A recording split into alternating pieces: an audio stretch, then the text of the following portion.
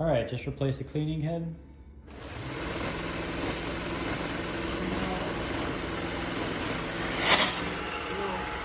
This is the old cleaning head that was just taken out.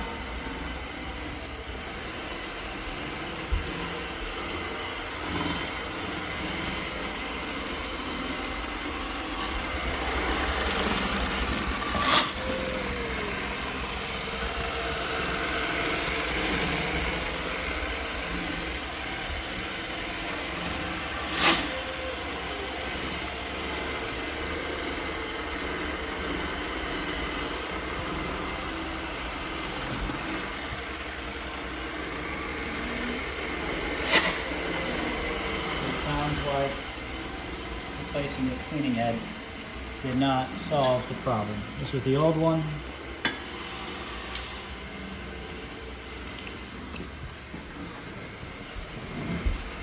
But it seems like it's still making this puffing sound, puffing grinding sound.